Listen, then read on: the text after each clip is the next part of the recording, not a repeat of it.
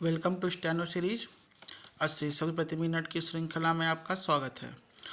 डिटेशन पाने के लिए चैनल को सब्सक्राइब करिए। डिटेशन अच्छी लगे तो उसे ज़रूर लाइक करिए और अपने दोस्तों के साथ भी इसे शेयर करिए। डिटेशन स्टार्ट होगी 5 सेकंड बाद। Ready start.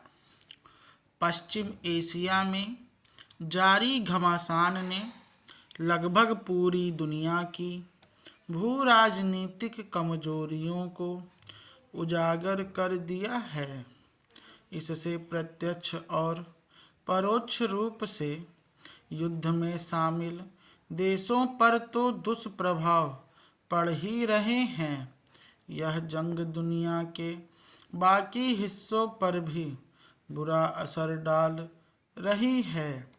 ईरान द्वारा होर्मुज जलडमरू मध्य को बाधित किए जाने से पहले ही तेल गैस की कीमतों में तेजी आ गई थी और गैस समेत पेट्रोलियम उत्पादों की कमी हो गई थी। भारत भी इससे अछूता नहीं रहा है, क्योंकि वह घरेलू और औद्योगिक दोनों तरह के इस्तेमाल योग्य पेट्रोलियम उत्पादों के लिए खाड़ी देशों से आयात पर अधिकतर निर्भर करता है। हालांकि लगता है कि लिक्विफाइड पेट्रोलियम गैस की कमी पूरी हो जाएगी, पर यह सिर्फ घरेलू व औद्योगिक कार्यों तक सीमित रह पाएगी।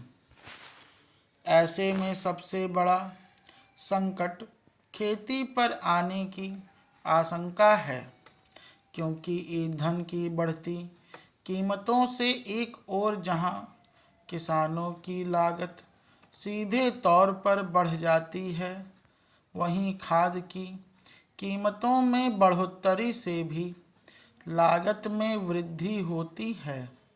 भारत अपनी यूरिया ज़रूरतों का एक बड़ा हिस्सा आयात करता है।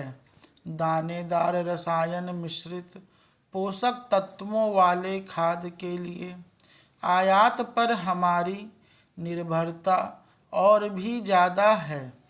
सऊदी अरब, ओमान, कतर और संयुक्त अरब अमीरात जैसे पश्चिम एशियाई देश इन खादों के हमारे सबसे बड़े आपूर्तिकर्ता हैं, लेकिन आशंका है कि आपूर्ति में रुकावट आने से इन खादों की कीमतें बढ़ेंगी, क्योंकि घरेलू खाद कारखाने उत्पादन के लिए गैस का इस्तेमाल करते हैं। खाद की कीमतें अत्यधिक ज्वलनशील तरल हाइड्रोकार्बन मिश्रण की कीमतों से भी जुड़ी है। नेफ्ता की कीमत पेट्रोलियम और गैस की कीमतों से जुड़ी होती है। ईंधन और खाद की कीमतों में वैश्विक बढ़ोतरी का कुल जमा असर खेती की लागत में बढ़ोतरी के रूप में सामने आता है, और इस तरह जब तक लागत पर और ज़्यादा रियायत न दी जाएगी, खेती में लाभ सिकुड़ जाएगा। बदकिस्मती से यह युद्ध ऐसे समय से शुरू हुआ है जब आपूर्ति की कमी के कारण खाद की बाजार कीमतें पहले से बढ़ी हुई थीं। गौर कीजिए, पश्चिम एशिया के देशों में हमारे बासमती चावल और मसालों जैसे कृषि उत्पादों का बड़े पैमाने पर निर्यात होता है। भारत का कृषि उत्पाद निर्यात पहले से ही कमज़ोर दिख रहा था, क्योंकि साल 2022-23 में 53.1 अरब डॉलर का निर्यात गिरकर 2024-25 में 51.1 अरब डॉलर रह गया है।